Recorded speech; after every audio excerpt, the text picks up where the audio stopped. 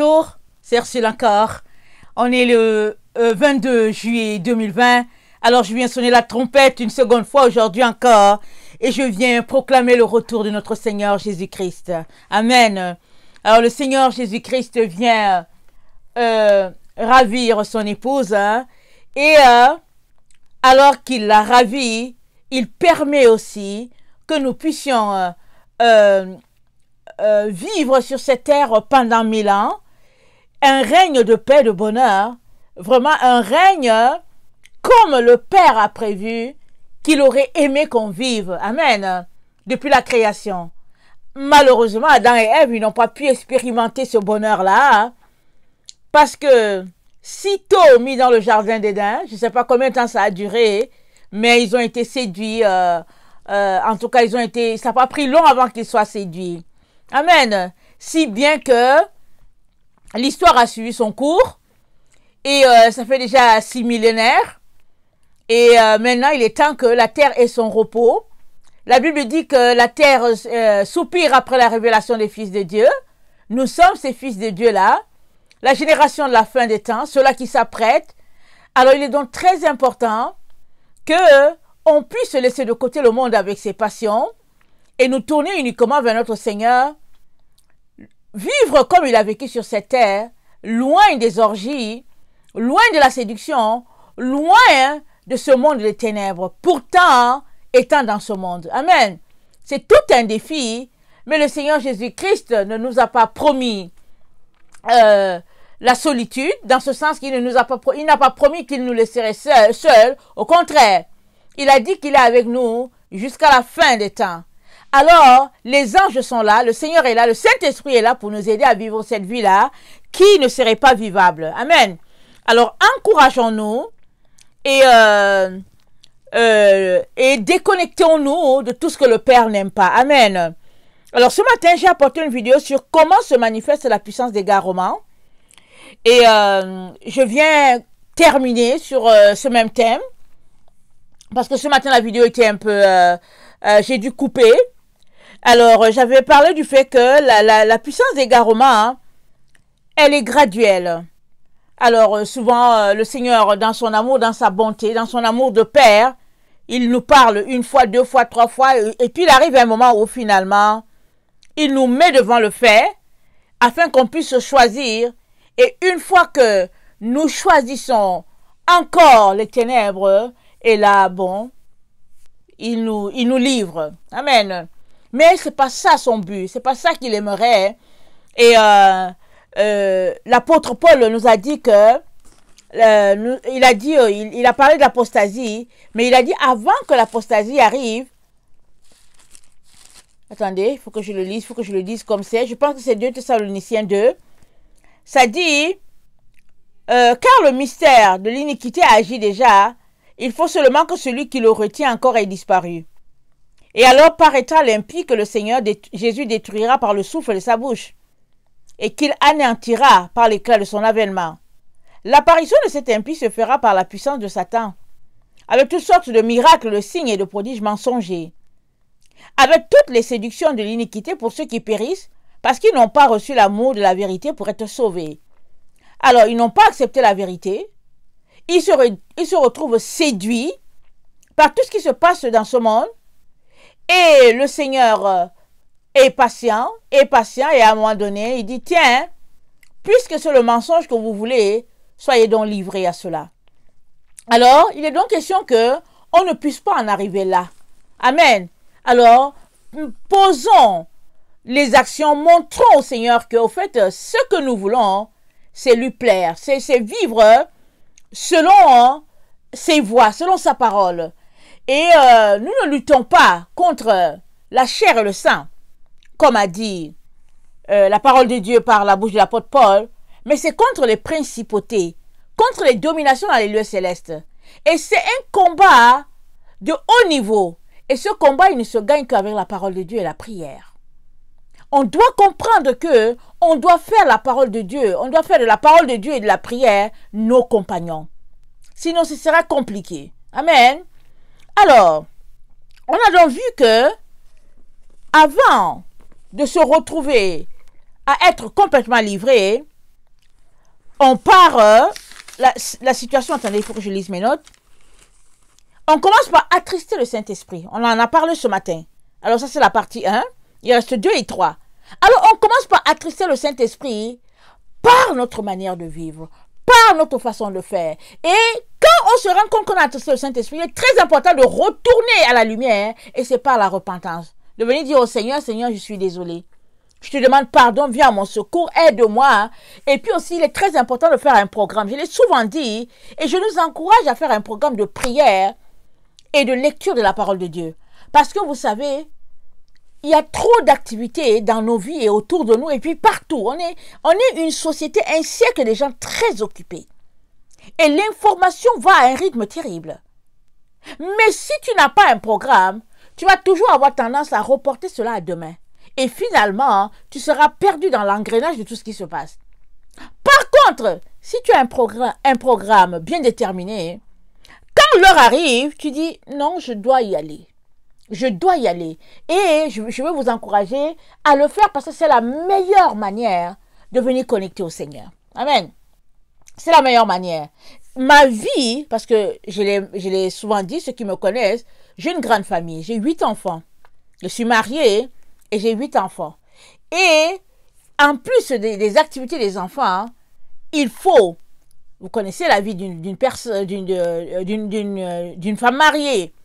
Il y a la nourriture, il y a la cuisine, la cuisine, la nourriture, c'est la même chose. Il y a tout ce que vous pouvez imaginer, mettre l'ordre de la maison, c'est beaucoup. Mais en plus de cela, il y a les activités des enfants. Et il faut coordonner tout cela. Et la parole de Dieu, je dois la mettre en priorité à tous les jours. Donc, on comprend que si je ne m'organise pas, c'est-à-dire que si je ne mets pas les bases A, B, C, je ne vais pas m'en sortir. Et ça, c'est la meilleure façon de fonctionner quand on est très, très pris. Parce que quand on a le temps, on a l'impression qu'on a le temps en masse. Et quand on finit la journée, on se rend compte que, au fait, on a passé la journée et puis on n'a pas fait grand-chose. Et le conseil que je peux te donner, c'est un emploi du temps. Même si tu ne viens pas pour passer 1 heure avec Dieu, d'affilée, c'est-à-dire d'un coup, vas-y par séquence de 30 minutes. Quoique, 30 minutes, en principe, on a juste le temps d'introduire que les 30 minutes sont passées. Alors, c'est très important de faire un programme. Et avec un programme, on pourra mieux connecter avec notre Seigneur et on pourra mieux éviter certaines distractions. Alors, ça commence par le fait qu'on attriste le Saint-Esprit. Et la deuxième étape peut être que l'esprit s'éteint. L'esprit n'est pas mort, mais il s'éteint. Allons-y lire 2 Thessaloniciens 5, le verset, je pense, 19. Attends. 2 Thessaloniciens, attends, qu'est-ce que je raconte? On dirait que c'est 1 Thessaloniciens 5. Ok. 1 Thessaloniciens 5, le verset 19. Ça dit, rendez grâce en toutes choses, car c'est à votre égard la volonté de Dieu en Jésus-Christ. N'éteignez pas l'esprit. N'éteignez pas l'esprit. On peut l'éteindre par notre comportement. On peut l'éteindre par le fait que finalement, on se concentre sur des activités charnelles. On peut éteindre l'esprit. Il est donc important qu'on travaille de manière à le raviver. Amen. Et à l'attiser. Parce que vous savez, souvent, on est là comme en sourdine. Et imaginez des braises. Tu es là, tu as l'impression que c'est la cendre qui est là, il n'y a pas grand-chose. Mais si tu viens, que tu commences à souffler du vent, tu vas voir que une braise va commencer à réagir. Et tu vas te rendre compte qu'il y a du feu. Dans la cendre, il y a du feu.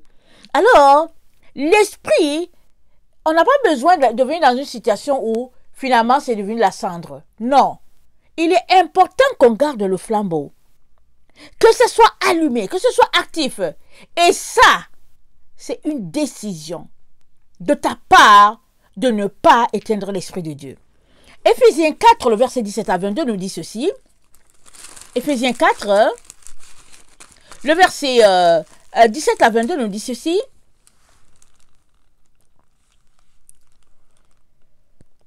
Voici donc ce que je dis, ce que je déclare dans le Seigneur.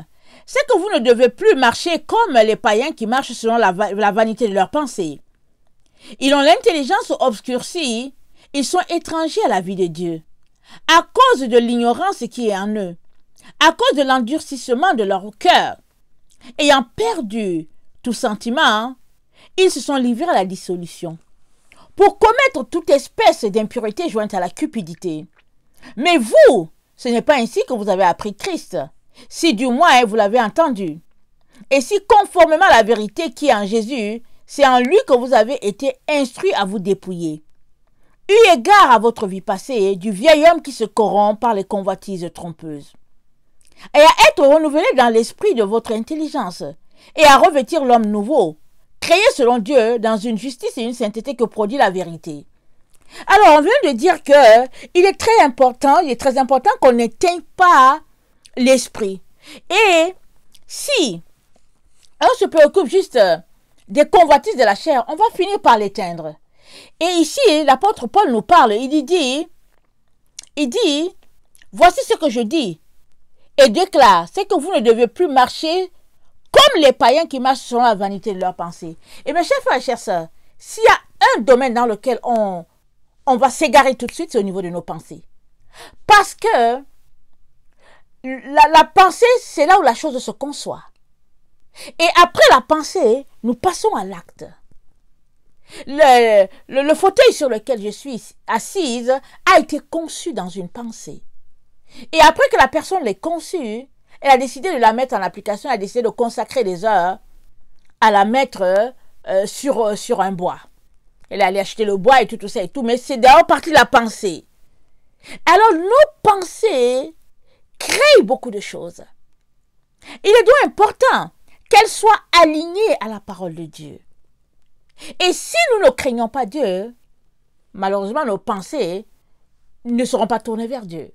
Mais si nous craignons Dieu et que nous en sommes amoureux, alors nous serons constamment tournés vers lui pour lui plaire en toutes choses. Alors, ça commence, la base, c'est au niveau de nos pensées. C'est de travailler de manière à garder nos pensées connectées au Seigneur Jésus-Christ.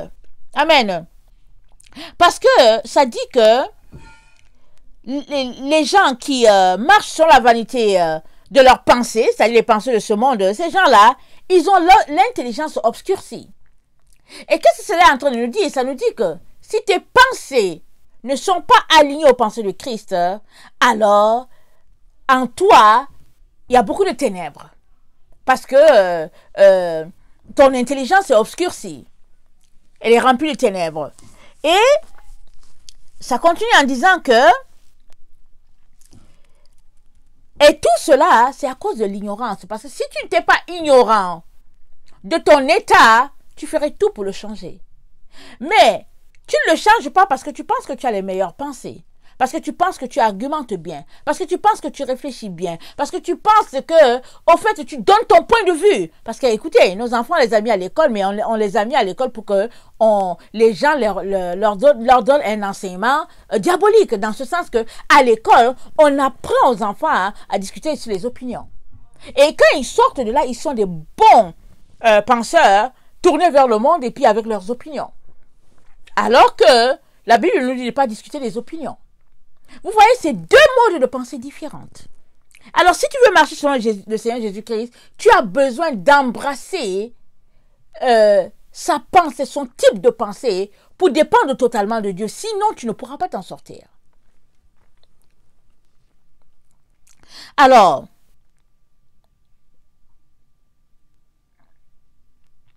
ça dit au verset 21 que nous avons été instruits à nous dépouiller en Jésus. Eu égard à notre vie passée, du vieil homme et puis à revêtir l'homme nouveau créé selon Dieu dans une justice et une sainteté que produit la vérité. Justice, sainteté, vérité, voilà ces trois éléments qui créent le nouvel homme. Mais ce nouvel homme-là, pour qu'il puisse être créé, il faut qu'on puisse se débarrasser des mauvaises pensées que nous avons et que nous puissions les remplacer par des pensées de Dieu.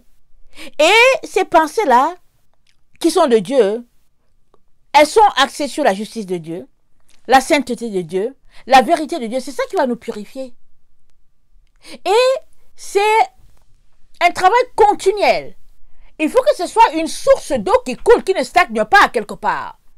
Alors si tu le fais à tous les jours, à tout moment, quand tu as l'occasion, tu le fais, alors les mauvaises pensées seront évacuées comme une eau sale et tout ce qui va couler en toi, ce sera de l'eau pure, venant directement du trône de Dieu. Et il est important qu'on y veille, qu'on travaille à cela. L'apôtre Paul a dit, travaillez à votre salut avec crainte et tremblement. On ne peut pas négliger cela. On ne peut pas dire, ok, aujourd'hui, je suis allé à l'église, j'ai parlé de cela, et puis après, vivre les autres jours en débattant de tel sujet, et quand le moment vient de retourner encore à l'église, retourner encore pour parler un peu de Dieu, et puis nous remettre à notre façon de faire. Non. C'est un choix que tu fais, et une fois que tu choisis ce mode de pensée, de vie, tu y restes. Amen. Tu demeures là. Et pour cela, tu as besoin de garder la tête, les yeux dans la parole de Dieu. Les gens vont te traiter de fanatique, mais c'est la seule manière de gagner ton combat de la fin. Amen. Alors, on a parlé de comment se manifeste la puissance d'égarement. Le premier élément que j'avais mentionné, c'est qu'on pouvait attrister le Saint-Esprit. Le deuxième, c'est qu'on pouvait éteindre l'Esprit de Dieu.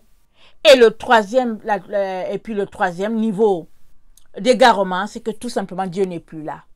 Dieu a tellement averti que finalement il a décidé de se retirer. Parce qu'il se rend compte que ça ne sert à rien. Il ne fait que te parler, mais toi, tu n'as pas l'oreille à ce qu'il est en train de te dire.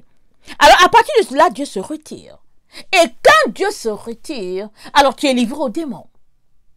Et c'est là que c'est dangereux. Parce que quand Dieu t'a livré, quand c'est une puissance d'égarement qui vient sur toi, le fait est que tu ne te rends pas compte que tu as été livré. Les autres peuvent voir que tu t'es égaré ou que tu es en train de t'égarer, mais toi, tu ne vois pas parce que tu es rempli d'orgueil, tu es rempli d'ignorance, tu es axé sur tes pensées, et puis tu penses que tu as raison, et puis etc. Finalement, tu es dans cet engrenage-là, les autres te voient et puis toi, tu ne vois rien, et puis tu es là-dedans. Et puis si tu es quelqu'un par le passé qui entend la voix de Dieu, alors c'est le mauvais esprit qui imite cette voix-là. Et tu te dis, oui, Dieu m'a parlé alors que c'est les mauvais esprits qui sont là autour de toi, en train de se jouer avec toi, de se jouer de toi, jusqu'à ce que tu finisses sur cette terre. Parce que une fois que Dieu te livre, alors il te livre. Allons-y lire Apocalypse 2, le verset 1 à 5. Apocalypse 2, le verset 1 à 5.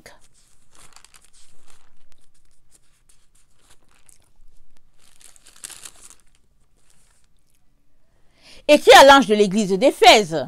Voici ce que dit celui qui tient les 7 étoiles dans sa main, dans sa main droite. Celui qui marche au milieu des 7 chandeliers d'or. Je connais tes œuvres, ton travail et ta persévérance.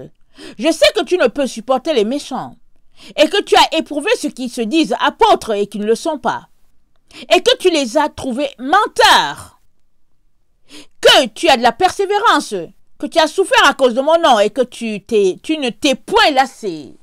Merci Seigneur. Mais ce que j'ai contre toi, c'est que tu as abandonné ton premier amour. Souviens-toi donc où tu es tombé, repens-toi et pratique tes premières œuvres, sinon je viendrai à toi et j'ôterai ton chandelier de sa place, à moins que tu ne te répandes. Et puis le chandelier, c'est quoi? Le chandelier, c'est la lumière. Vous connaissez le chandelier à cette branche. Il dit, Dieu dit, je vais venir. Il parle à l'église d'Éphèse. Il dit à Éphèse, si tu continues, je vais enlever ta lumière. Et la lumière, c'est le Saint-Esprit. Alors, si Dieu t'enlève ce chandelier-là, alors tu es dans la noirceur, c'est fini. Et tu marches à tâtons, mais comme tu t'es convaincu que tu es dans la vérité, et que tu te diriges par l'orgueil, alors l'orgueil sera désormais ton orgueil sera désormais ta lampe. Et il y a un psaume qui dit que le méchant, c'est l'orgueil qui est sa lampe, et puis ce sont les ténèbres. Il est vraiment très important, mes chers frères et chères sœurs, que nous puissions craindre Dieu. Quand Dieu dit quelque chose, il est important qu'on le mette en priorité. Et que on se dépossède de toutes ces choses-là que Dieu n'aime pas et qu'on se tourne vers ce qu'il aime. Parce que l'amour obéit. Alors si tu aimes le Seigneur, tu lui obéis. Tu ne peux pas ne pas lui obéir puisque tu l'aimes. Amen. Allons-y voir Hébreux 6, le verset 4.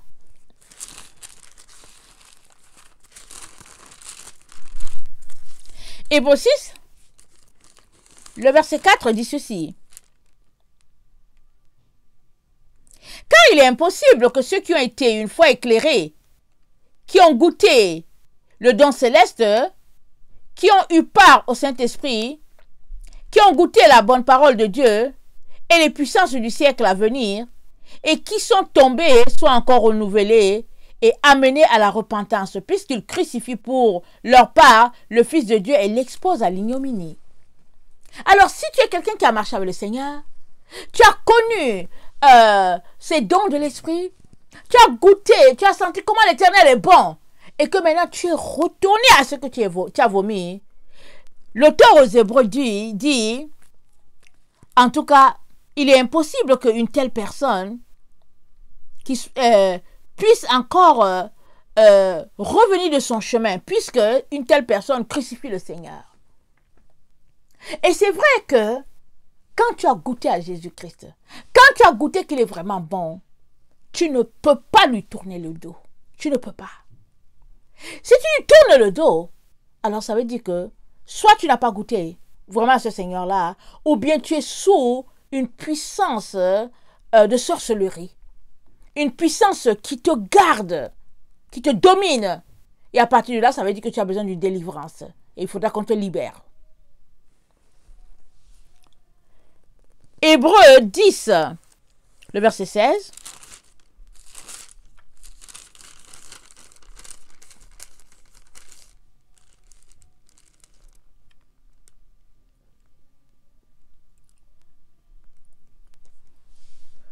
Voici l'alliance que je ferai avec eux. Après ces jours, a dit le Seigneur, je mettrai mes lois dans leur cœur et je les écrirai dans leur esprit. Il ajoute, et je ne me souviendrai plus de leurs péchés, ni de leur iniquité. Or, là où il y a pardon de péché, il n'y a plus d'offrande pour le péché. Attendez. Alors Dieu est en train de nous dire que quand on marche avec lui, alors son alliance, son empreinte est dans notre cœur.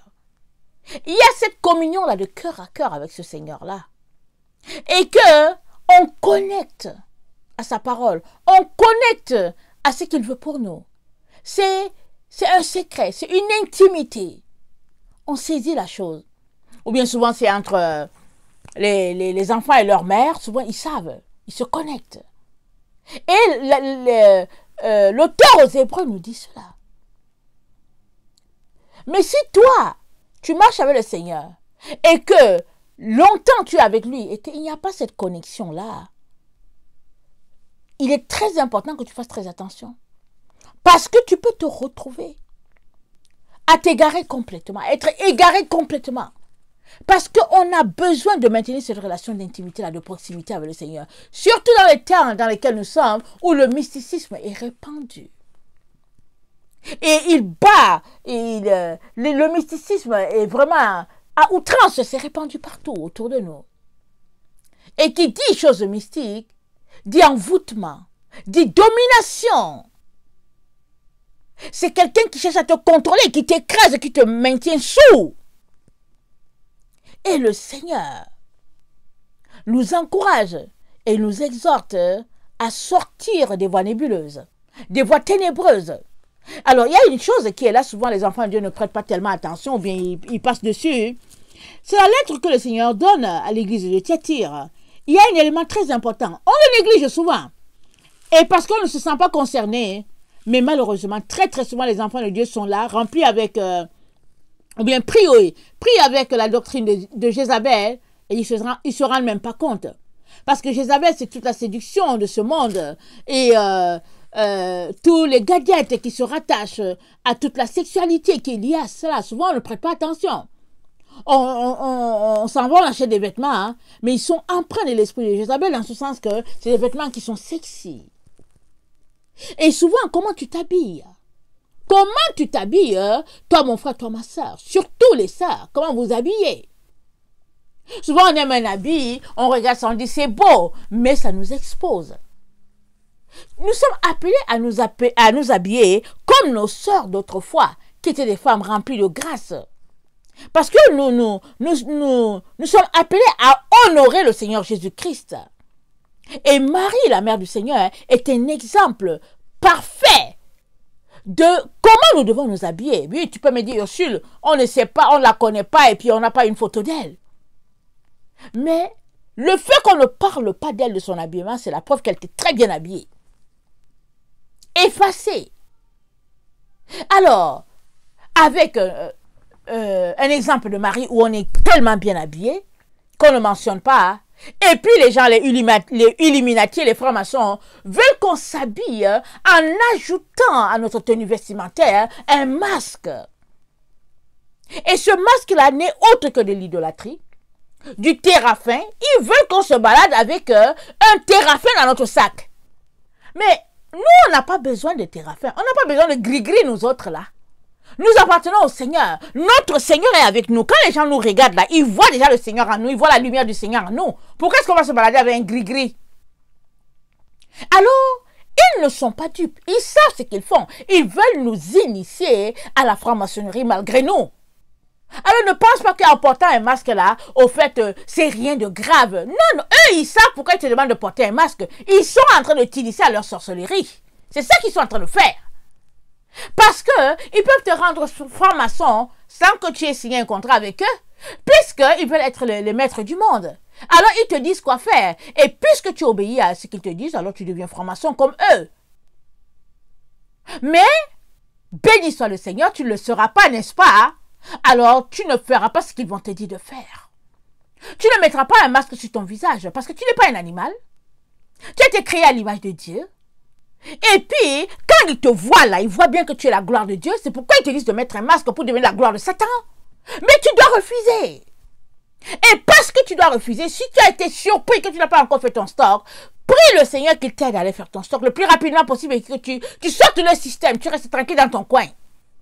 Ce n'est pas vrai que pour aller à la pharmacie, tu vas mettre un masque. Pour aller acheter du lait à tes enfants, tu vas mettre un masque. Pour aller te trouver un petit vêtement, tu vas mettre un masque. Et tu vas faire ça à longueur de journée et puis toute la semaine. Et puis finalement, qu'est-ce que le Seigneur dit? On va aller lire. Il dit dans Apocalypse, il va aller dans celui d'Apocalypse. Attendez, je vais lire dans Apocalypse 14, ça dit, le verset 9. Et un autre ange, non pardon, et un autre, parlant de l'ange, un troisième ange, les suivit en disant d'une voix forte, si quelqu'un adore la bête et son image, et reçoit une marque sur son front ou sur sa main, il boira lui aussi du vin de la fureur de Dieu, versé sans mélange dans la coupe de sa colère. Et il sera tourmenté dans le feu et le soufre devant les saints anges, devant l'agneau. Et la fumée de leur tourment monte au siècle des siècles. Et ils n'ont de repos ni jour, ni nuit, ceux qui adorent la bête et son image, et quiconque reçoit la marque de son nom. On est coincé, mes frères et mes sœurs. On est coincé. On est coincé. Alors, le choix est là pour chacun d'entre nous. Soit on va mourir, soit on va prendre ce qu'ils ont dit. Il n'y a pas moyen de négocier. Si tu es quelqu'un qui aime toujours gagner, en tout cas ici, là, il n'y a pas moyen. Tu seras perdant à quelque part. Si tu perds à ce monde, c'est-à-dire qu'on te tue, alors tu gagnes la vie éternelle. Alléluia. Soit de ceux-là qui vont dire, nous, on va gagner la vie éternelle. Amen. Ne cède pas. Hein. Prie que le Seigneur te donne de ne point céder. C'est ici que c'est en train de se jouer, là. C'est à ce jour-là. Pour le moment, c'est pas encore intense. Alors, on a l'impression que je parle dans le vide, mais les choses vont venir. Alors, si tu cèdes pour le masque, comment vas-tu faire pour ne pas céder pour le vaccin? Ça commence maintenant. Demande au Seigneur de te donner la grâce. Dis au Seigneur, Seigneur, donne-moi 2-3 jours. Fais-moi grâce, Seigneur. Aide-moi. Je vais aller acheter la nourriture du stock. Je vais venir m'asseoir là, Seigneur.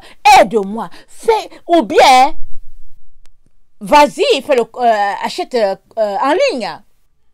Mets-toi à la maison. Prends ta carte de crédit. Si tu en as, ou bien ta carte, je ne sais pas si ça se fait avec la carte de débit. J'imagine que oui. Je ne sais pas.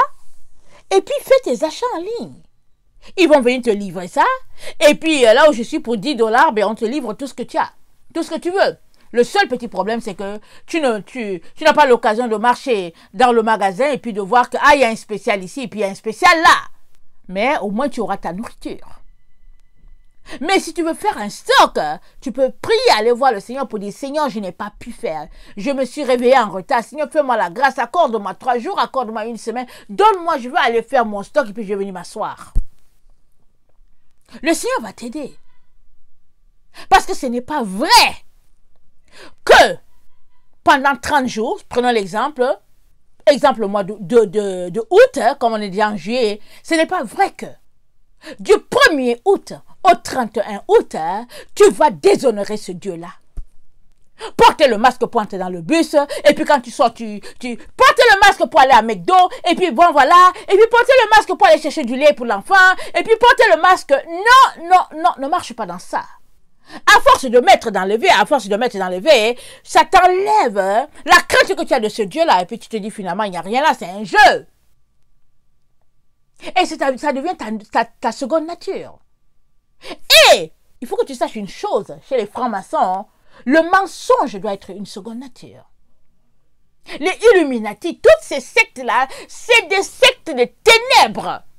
Et on sait tous, la Bible dit que on est dans le temps où la vérité est appelée mensonge et le mensonge est appelé vérité.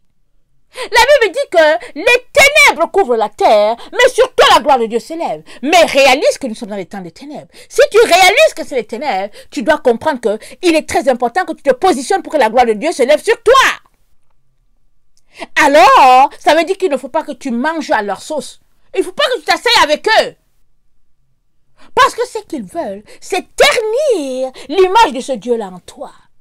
C'est de ramener ce Dieu-là une simple chose. Mais il n'est pas une chose, notre Dieu. Il est le créateur de tout l'univers, y compris leur créateur à eux. Eux, ils se sont souillés, ils ont vendu leur âme à Satan, et ils veulent nous obliger à vendre notre âme par l'intimidation. Dis-leur non. Dis-leur non. Tu ne céderas pas, n'est-ce pas? Je viens t'encourager à ne pas céder. Ne t'inquiète pas, je suis de ton bord, même si on ne se voit pas. Je prie pour toi. Parce que moi, je ne céderai pas. C'est pas compliqué. Alors, la meilleure façon de le faire, c'est de décider que on meurt pour Jésus. Et puis c'est tout. On est coincé. Mais, depuis le jour où tu as donné ta vie à Jésus, tu as été averti qu'il y avait un livre qui s'appelle Apocalypse. Et que voilà ce qui va se passer au temps de la fin. Jésus nous aime tellement qu'il nous a mis en garde. Mais c'est vrai qu'on ne pouvait pas imaginer que ça allait nous surprendre comme ça au XXIe siècle. On ne peut même pas imaginer que des personnes avec intelligence et tout ça, avec des diplômes et tout, puissent en arriver là. Mais c'est là qu'ils sont rendus. Ils sont fiers de leur coup. Ils sont contents. Tu les vois, ils portent les masques noirs. Surtout les masques noirs. Et ils sont là, et puis bon, ils pensent qu'ils connaissent et qu'ils ont gagné le monde. Et la Bible dit, se vantant d'être sages, ils sont devenus fous. Tu as affaire à une bande de fous qui veulent nous gérer. Tu dois refuser. Parce que notre Dieu n'est pas fou. Il est la sagesse, il est l'intelligence, il est le créateur de tout l'univers et leur créateur aussi, même s'ils ne veulent pas l'admettre. Et tu es le fils de ton père, tu es la fille de ton père en ce sens que tu ne céderas pas, n'est-ce pas? Tu ne céderas pas. Amen.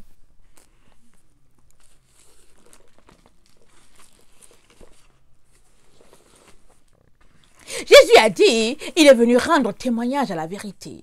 Et quiconque est de la vérité, écoute sa voix à lui.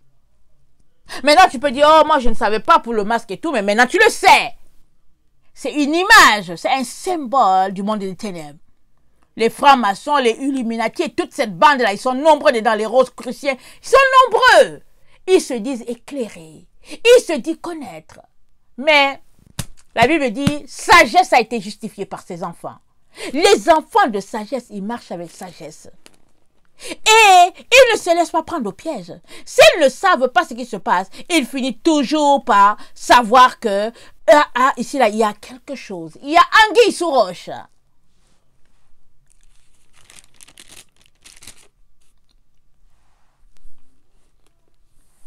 Il est très important que toi et moi saisissions que nous sommes les enfants de sagesse. Notre vie, nos choix, notre attitude, notre langage, tout ce que nous faisons justifie que nous sommes les enfants de sagesse ou pas.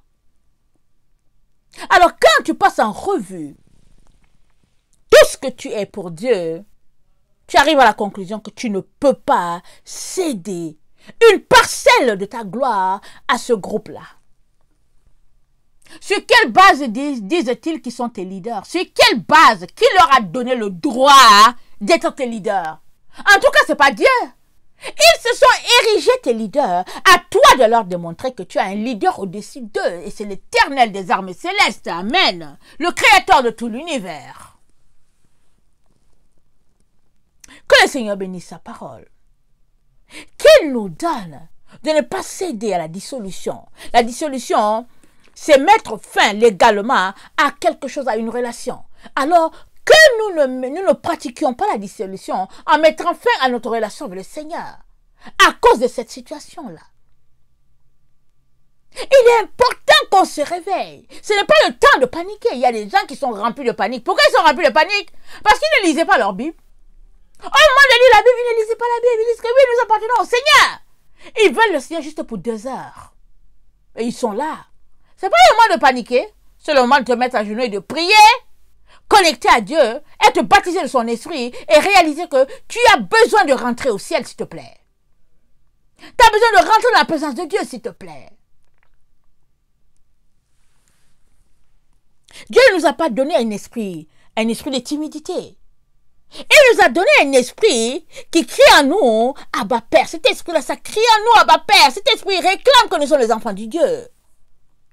Et à ce titre-là, nous devons nous battre. Nous devons défendre nos droits. En tant que citoyens du ciel, s'il te plaît, nous ne sommes pas les citoyens de cette terre. Depuis quand c'est comment on appelle ça là?